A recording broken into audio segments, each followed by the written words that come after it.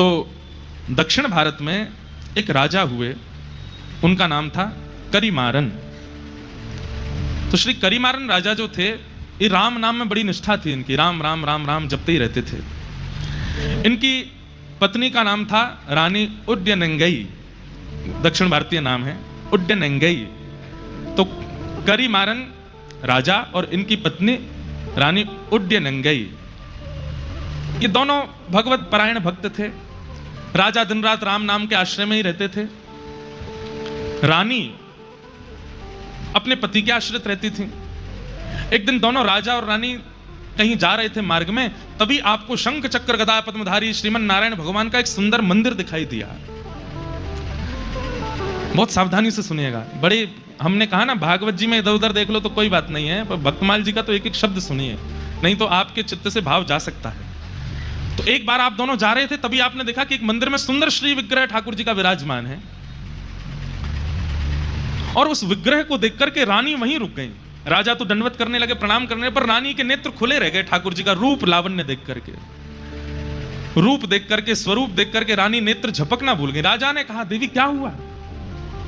रूप देखिए कितने सुंदर हैं ठाकुर जी। बोले कुछ मांग लो ठाकुर जी से। तो रानी ने क्या कहा? पुत्र देहु निज सरस ललाम, कि हे नाथ, आप तो परमात्मा हैं, हम आपको तो गोद में लेके घूम नहीं सकते, पर कृपा कीजिए कि आप जैसा ही पुत्र मुझे प्राप्त हो। आप जैसे रूप हैं, आपके जैसी भुजाएं हैं, आपका जैसा स्वरूप है, ऐसा ही पुत्र मेरे जीवन में आ जाए जिसको मैं गोद में खिला सकूं। ठाकुर जी से पुत्र की याचना इतने भाव से की थी कि रात्रि के समय जब राजा रानी दोनों सोने के लिए गए, तो रानी के स्वप्न में ठाकुर जी प्रकट हो गए और प्रकट होकर के कहा कि आज आपने इतनी भावना से, आपके शब्दों में इतनी याचना थी, इतनी करुणा थी कि मैं देने से स्वयं को रोक नहीं पा रहा हूं। इसलिए मैं अपने नित्य पार्षद, जो बिल्कुल मेरे जैसे ही हैं, श्री विश्वक्सेन जी महाराज को आपके गर्भ में भेज रहा हूं। वे आपके गर्भ में आएंगे और आप उनको स्वीकार कीजिएगा। गर्भ में श्री विश्वक्सेन जी आ गए, लेकिन इनका नाम सटकोप क्यों हुआ? पृथ्वी पर आते इनका नाम सटकोप क्यों पड़ा? उसके पीछे इतनी सुंदर कथा है। श्रीमद् भागवत जी में एक वेद स्तुति आती है, और वहां वेद स्तुति में बताया जाता है कि जब हम लोग अपने मां के गर्भ में होते हैं तो ठाकुर जी से नित्य प्रार्थना करते हैं कि हे ठाकुर जी, एक बार इस गर्भ से मुझे बाहर कर दीजिए, मैं आपको वचन देता हूं मैं जीवन में इस गर्भ में ना आना पड़े ऐसी कोई क्रिया नहीं करूंगा। लेकिन जैसे ही बालक का जन्म होता है तो गोस्वामी जी कहते हैं कि पृथ्वी पर आते ही माया उसको पकड़ लेती है, माया उसको खींच लेती है। सब लोग इधर ही देखना, सुनना।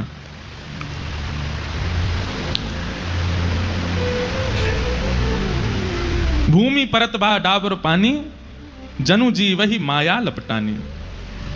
जीव जब तक मातृगर्भ में होता है वो परम भागवत होता है, ठाकुर जी से उसकी बातें होती हैं। श्रीमद् भागवत जी के कपिल देवूति संवाद में इस बात का प्रस्तुतिकरण है कि उसकी ठाकुर जी से चर्चा होती है। लेकिन जैसे ही उसका जन्म होता है, माया उसको ऐसे पकड़ती है, संसार उसको ऐसे पकड़ने लगता है कि फिर वो धीरे धीरे ठाकुर जी से जितनी उसकी चर्चा हुई सब भूल जाता है।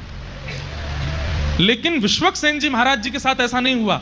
आपका जैसे ही जन्म हुआ तो जन्म लेने के अगले क्षण ही जैसे ही माया आपके ऊपर आक्रमण करने के लिए आई, तो एक तो होता है बालक रोता है, जन्म लेते ही रोता है, पर आपने रुदन ना करते हुए उस सठ माया के ऊपर कोप किया।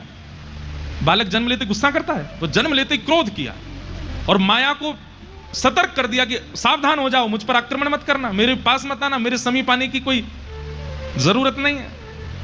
तभी इनका नाम पड़ गया सटकोप। सठ माया के ऊपर जिन्होंने कोप किया, ऐसे श्री सटकोप जी महाराज, ये हमारे आचार्य चरण हुए। और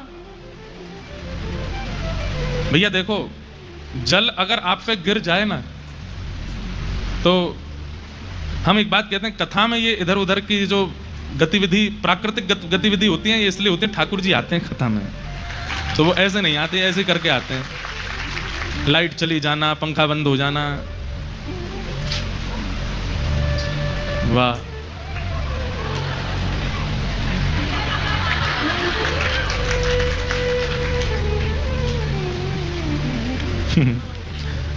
आप लोग भी कहेंगे कितना बचाओगे ठाकुर जी को। बाबा इतको आ जाओ।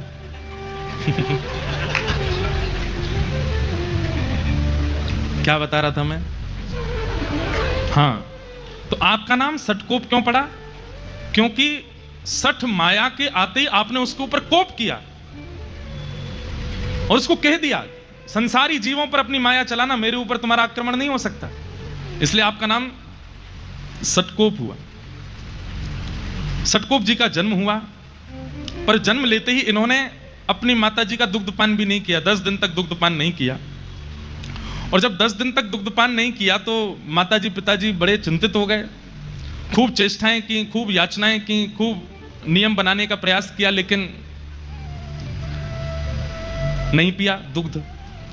तो माता पिता ने सोचा कि शायद ये बालक जीवित नहीं है, कोई चेष्टा कर नहीं रहा है।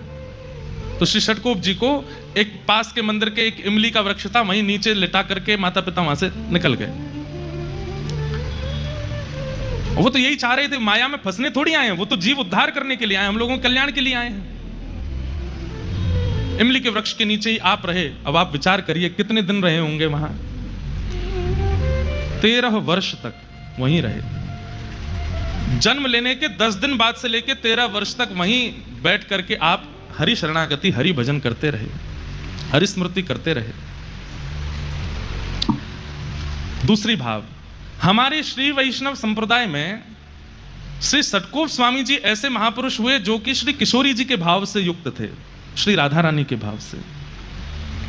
आप निरंतर श्री राधा रानी के भाव में ही निमग्न रहते थे, किशोरी जी का स्मरण करते रहते थे। ऐसा कहते हैं कि आपके जो पद हैं वो विशेष रूप से या तो संस्कृत में होंगे या दक्षिणी भाषा में हैं, इसलिए उनका भाव तो गा पाना मेरे लिए मुश्किल था।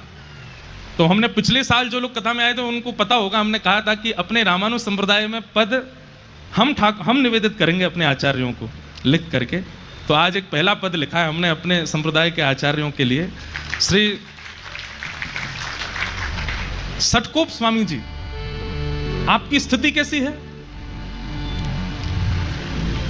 आप किशोरी जी से याचना करते हैं, किशोरी जी का चिंतन करते हैं, और कभी तो आप भाव से अयोध्या पहुंच जाते हैं और अयोध्या में जाकर के आप देखते हैं कि हाथी की सवारी पर श्री राघवेंद्र सरकार बैठे हैं, बड़े बड़े ऋषिजन आगे पीछे चल रहे हैं, कोई चमड़ उड़ा रहे हैं, कोई पंखा चल रहे हैं, जिसके कारण राघव जी का मुखमंडल दिख नहीं रहा। तो सटकोप जी इतने व्याकुल हो जाते हैं कि राघव मुझे दिख क्यों नहीं रहे। आप स्वयं वहां पहुंचे नहीं है, मानसी में वहां पहुंच जाते हैं। तभी आप विचार करते हैं कि अयोध्या के तो राजा हैं, ये राजा तो आसानी से मिलते नहीं है, लाला के पास चलो। तो तुरंत मानसी में ही आप वृंदावन पहुंच जाते हैं और वृंदावन जाकर के आप लाला का स्मरण करते हैं। तभी आप क्या देखते हैं अपनी मानसी में? एक गोपी खूब सारी गैयान को गोबर एक पात्र में भर के थाड़ी है। वैसे तो नित्य गोबर उठा लेती है, लेकिन आज उसको पता चल गया है कि इसी मार्ग से श्याम सुंदर आने वाले हैं। तो मन में विचार कर रही है कि मैंने कछु ऐसा नाटक करूं कि लाला को मेरे पास आना पड़े। तो नीचे परात रखी है गोबर की और वहां में हाथ लगा करके ऐसा, अरे ये तो बड़ो भारी है, मोते तो उठा ही नहीं रहो, अरे कोई ने आए के या को उचवाए दो या को ने उठवाए दो। सटकोप स्वामी जी की मानसी में ये चिंतन होता है। इतने में ही दूर गैया चराते हुए आ रहे श्याम सुंदर, उनको देख करके तो वो गोपी और नाटक करती है, ऐसे उठाते उठाते गिर जाती है। अरे ये तो बड़ो भारी है, आज तो कोई मेरी मदद करे ही ना रो, या को कौन उचवाए को। इतने में ठाकुर जी आए, बोले मैं उचवाए दूं। तो गोपी तो है 80 वर्ष की और लाला है 5 वर्ष को, नेक्स्ट 100। ठाकुर जी कह रहे मैं उचवाए दूं। सटकोप स्वामी जी दूर खड़े खड़े देख रहे हैं और तभी गोपी के हाँ लाला उचवाए दे। तो ठाकुर जी भुजा लगा करके उसमें प्रयास कर रहे हैं उठवाने का, और गोपी से तो उठता बनता है, वो तो जानबूझ के नाटक कर रही है। तो जैसे ठाकुर जी ने हाथ लगाया तो गोपी ऐसे उठाने लगी। इतने में ठाकुर जी मन में विचार किए, मैंने तो जोर ही ना लगाया, उठ के से गए हो। ठाकुर जी समझ गए, बोले ओहो जे गोपी नाटक कर रही है मेरे आगे। सो ठाकुर जी ऐसे करते करते, अब वो गोपी देख रही है ठाकुर जी की और उचार रही है गोबर का भाव, और दूर खड़े सटकोप स्वामी जी मानसी में दर्शन कर रहे हैं। और जैसे उचाते उचाते नेक ऊपर लाई तो इतने में ठाकुर जी उसको दिखा देते हैं, मैंने तो स्पर्श ही ना किया, अपने आप ही उठ रही है। जैसे ही उठाने लगे तो ठाकुर जी ठाड़े के बोले हेरी गोपी तू नाटक क्या कर रही? तो गोपी ने सिर पर, मैंने तो नहीं किया नाटक। बोले अच्छा, मैंने तो जोर ही ना लगाया, या मैं फिर उच कैसे गई ऊपर तक। और दूसरी बात, मैंने जोर लगाया भी होगा तो तेरी कमर तक मेरे हाथ आमे, बातें ऊपर कैसे चली गई जी? तो गोपी बोली नहीं नहीं वो तो ऐसे ही आ गई। बोले नहीं नहीं बता, ठाकुर जी ने वहां को एक हाथ पकड़ लिया। बोले मैं बता के जा, तो झूठ कैसे बोल रही यहाँ पे? सतगोप स्वामी जी के नेत्र सजल हो रहे हैं, अब क्या करेंगे ठाकुर जी? तो गोपी का हाथ छोड़ नहीं रहे, बोले मैं बता के जा। अब गोपी यही तो चाह रही थी मुझसे बात करें, मेरे सामने खड़े हो, मेरे हाथ पकड़ लें। ठाकुर जी जब हल्ला मचाने लगे, मधुमंगल श्रीदामा जल्दी आओ, देखो जे गोपी कैसा नाटक करे। इतने में गोपी वहां से बचवे के काजे अपने जो परात है का जहां में गोबर भरो पड़ो बात टेढ़ होकर के ठाकुर जी पे ही डाल दे। तो सिर से लेके नीचे तक ठाकुर जी गोबर में सन गए, और जैसे ही गोबर में सने तो हाथ छोड़ दिया, गोपी वहां भाज गई। और श्री सतगोप स्वामी जी इस लीला का दर्शन करके चरणों में प्रणाम करते हैं। सोचिए, माया पर कोप किया उन्होंने, लेकिन भावना से कितने सरल हैं, मानसी से कितने निर्मल हैं। इसलिए आपका निजी नाम नम्मालवार, आपका प्रकट नाम तो है श्री सटकोप, पर हमारे जैसे यहाँ पे अष्ट सखा होते हैं ना उत्तर भारत में, ऐसे ही दक्षिण में ठाकुर जी के आलवार हैं, भक्तों को ही आलवार कहा गया। तो आप जो हैं वो नम्मालवार आपका नाम है आलवारों में। आप किशोरी जी के ध्यान में ही रहते, श्री जी के ध्यान में ही रहते। एक बार की बात है कि ऊखल बंधन लीला जो भागवत जी में आती है ना, मैया ने लाला बांध दियो, आप कथा सुन रहे थे और कथा में जैसी उखल बंधन लीला सुनी, सुनते ही मूर्छित हो गए। किस बात से मूर्छित हो गए? बोले मैया लाला से यूं कहेगी आज तो को रोटी नहीं मिलेगी, आज तो को मक्खन नहीं मिलेगा। तो मैया के इस कोप को ठाकुर जी कैसे ले रहे होंगे? ठाकुर जी कितने सरल हैं, कितने सहज हैं, कितने निर्मल, उन पर कोप कर रही है मैया। इस भावना को सोचकर के आप वहीं मूर्छित हो गए कि मैया ने लाला उखल में क्यों बांध दिए, इतने कोमल से लाला क्यों बांध दिए। बंधुओं, 1 घंटा 1.5 घंटा 2 घंटा की मूर्छा तो समझ आती है, 6 महीने तक नहीं उठे, मूर्छित ही रहे। लोग उठा करके ले गए, जल का छिड़काव किया, क्या नहीं किया, लेकिन आपकी ध्यान समाधि भावना ऐसी, बस नेत्रों से अश्रु गिरते जा रहे हैं और मूर्छा अवस्था में 6 महीने तक। फिर 6 महीने बाद किशोरी जी ने ललिता जी से आज्ञा की कि आप जाओ, और श्री ललिता जी आई और उन्होंने आकर के श्री सतगोप स्वामी जी को पुनः चेतना कराई। ऐसे हमारे रामानुज संप्रदाय के श्री सतगोप स्वामी जी महाराज। तो ये जब मैं कथा पढ़ रहा था तो मेरे मन में आई कि एक पद आज सबसे पहले हमारे आचार्य चरणों के लिए गा दें। तो हम तो ब्रजवासी हैं, और ब्रजवासी बिना पदन के तो रह में ही ना है, आप सबन को पता है। तो मन में भाव आया कि एक पद हिंदी भाषा में अपने आचार्य चरण को प्रस्तुत कर देते हैं। करी हूं कृपा कब श्यामा मोह पे, करी हूं कृपा कब श्यामा मोह पे। श्री सतगोप स्वामी जी गा रहे हैं। अच्छा, एक और बात तो बताना ही भूल गया मैं। जब आपका प्रादुर्भाव हुआ तो बालक जन्म लेते ही रोता है, पर आपके रोने का कारण ये नहीं था कि मुझे दूध पिला दीजिए या बालक को प्रसव पीड़ा हुई है इसलिए वो रो रहा है। नहीं, आप इसलिए रोए क्योंकि भगवान के लीला पूरी करने के मात्र 15-20 साल बाद ही आपका जन्म हुआ था। श्री कृष्ण धरा धरती से लीला पूरी करके चले गए और ठाकुर जी के जाति कलयुग प्रारंभ हुआ, और कलयुग के प्रारंभ होने के 15-20 साल के अंतराल में ही आपका जन्म हुआ है। तो आप इसलिए रोए कि मेरा जन्म इतने साल पहले क्यों नहीं हुआ, जब ठाकुर जी पृथ्वी पर थे तब मैं क्यों नहीं आया, ये मेरा दुर्भाग्य कि मैं आज क्यों आया हूं, ये इतना समय क्यों लगा मुझे आने में। तो आचार्य चरण का भाव है और उन्होंने ही चित्त में दिया है। सब लोग गाइएगा। करी हूं कृपा कब श्यामा मोह पे, करी हूं कृपा कब श्यामा मोह पे, करी हूं कृपा कब श्यामा मोह पे, करी हूं कृपा कब श्यामा मोह पे। जैसी कृपा ललिता पर कीनी, जैसी कृपा ललिता पर कीनी, जैसी कृपा ललिता पर कीनी, जैसी कृपा ललिता पर कीनी। महल टहल सेवा सब पाए, टहल सेवा सब पाई। महल टहल सेवा सब पाई। महल टहल सेवा सब पाई। खरी हो कृपा कब श्यामा मोह पे। खरी हो कृपा कब श्यामा मोह पे। करी हो कृपा कब श्यामा मोह पे।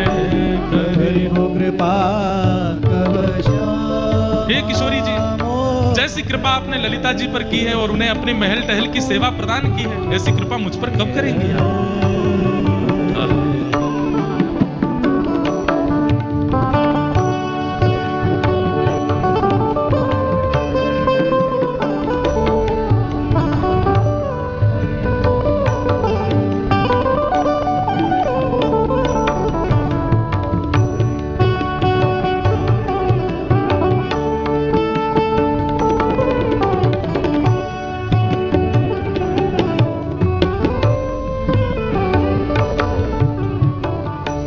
जैसी कृपा विशाखा सो करी।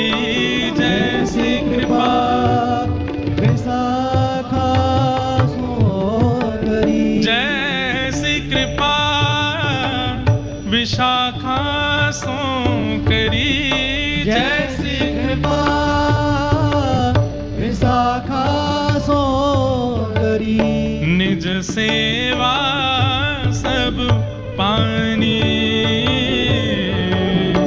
निज सेवा सब पानी पानी। ललिता जी प्रधान सखी हैं किशोरी जी की, लेकिन श्री विशाखा जी प्रधान नहीं है। फिर भी किशोरी जी अगर कह दे मुझे वहां जानो है तो ललिता जी कहेंगी जी श्री जी। किशोरी जी कहते हैं मुझको वहां बैठना हो तो ललिता जी कहेंगी ठीक है श्री जी। लेकिन अगर किशोरी जी कहीं जा रही हैं और विशाखा जी कहते नहीं जाना तो किशोरी जी जा नहीं सकती हैं। विशाखा जी का इतना अधिकार है। श्याम सुंदर द्वार पर खड़े हैं और विशाखा जी ने अगर मना कर दिया कि नहीं द्वार नहीं खोलेंगे तो खोलेंगे ही नहीं। ललिता जी प्रधान सखी हैं, पर निकुंज की एक प्रकार से देखा जाए तो गतिविधियों पर पूर्ण अधिकार, पूर्ण कमान श्री विशाखा जी की रहती है। जैसी कृपा विशाखा सुकीनी। जैसी कृपा विशाखा सो करी। निज सेवा सब पानी। निज सेवा सब पानी पानी। करी हो कृपा कब श्यामा मोह पे। करी हो कृपा कब श्यामा मोह पे। करी हो कृपा कब श्यामा मोह पे। करी हो कृपा कब श्यामा मोह पे। ऐसी कृपा सठ कोप पे कीजे। ऐसी कृपा सठ कोप पे कीजे। ऐसी कृपा सठ कोप पे कीजे। ऐसी कृपा सठ कोप पे कीजे। श्री वृंदावन रस रानी। रानी श्री वृंदावन रस श्री वृंदावन रस रानी। रानी श्री वृंदावन रस रानी। रानी करी हो कृपा कब श्यामा मोह पे। करी हो कृपा कब श्यामा मोह पे। करी हो कृपा कब श्यामा मोह पे। करी हो कृपा कब श्यामा मोह पे। जैसी कृपा ललिता कीनी, जैसी कृपा धरना पर कीनी, महल टहल सोई पानी पानी, महल टहल सोई पानी, पानी, करे हो कृपा कब श्यामा मोह पे, करे हो कृपा कब श्यामा मोह पे, करे हो कृपा कब श्यामा मोह पे, करे हो कृपा कब श्यामा मोह पे। श्री सटकोप स्वामी जी महाराज की जय। आचार्य चरण ऐसे किशोरी जी का स्मरण करते हैं। तो फिर आज जैसे भी है जल्दी जल्दी में ये भाव आचार्य चरणों को प्रस्तुत किया। यही भाव आचार्य चरण रखते होंगे श्री जी के चरणों में। तो ऐसे राधा भाव में विभोर रहते थे आप, और मानसी में श्री लाल जी की और श्री राघव जी की निज लीलाओं का अनुभव करते थे। जब जन्म के बाद माता पिता आपको एक इमली वृक्ष के नीचे छोड़ गए और आपने वर्षों तक वहीं रह करके ठाकुर जी का स्मरण किया, तब श्रीमन नारायण भगवान प्रकट हुए शंख चक्र गदा पद्म धारण करके। और हमारे श्री वैष्णव संप्रदाय में जो मूल मंत्र आपको गुरुदेव देते हैं, अष्टाक्षर मंत्र, जो 8 अक्षर का मंत्र आपके आचार्य गुरुजनों ने दिया होगा या जिन्होंने हमसे दीक्षा ली उनको प्राप्त हुआ होगा, ये प्रथम बार श्री ठाकुर जी ने सटकोप स्वामी जी को प्रदान किया। सुनने में वो 8 अक्षर लगते हैं और बड़ा सरल लगता है, ऐसा लगता है कि ये तो बड़ा सामान्य साधारण सा, पर नहीं। एक एक अक्षर की व्युत्पत्ति और एक एक अक्षर का प्रभाव इतना अद्भुत है। अभी रामानुजाचार्य जी का प्रसंग शुरू होगा तब पता चलेगा कि उस मंत्र की विधि क्या है, उस मंत्र का रहस्य क्या है। मंत्र को गोपनीय रखना चाहिए, कभी किसी को नहीं बताना चाहिए। आप जितना जप तप करते हैं, जैसे ही किसी के सन्मुख आप मंत्र का बोलते हैं तो गुरु दीक्षा से अब तक जितनी बार जप किया सब विश्राम हो जाता है। इसलिए किसी के भी सन्मुख अपने गुरु मंत्र का उच्चारण नहीं करना चाहिए, गुरु के द्वारा प्रदत्त भाव का उच्चारण नहीं करना चाहिए। चाहे आप किसी भी परंपरा में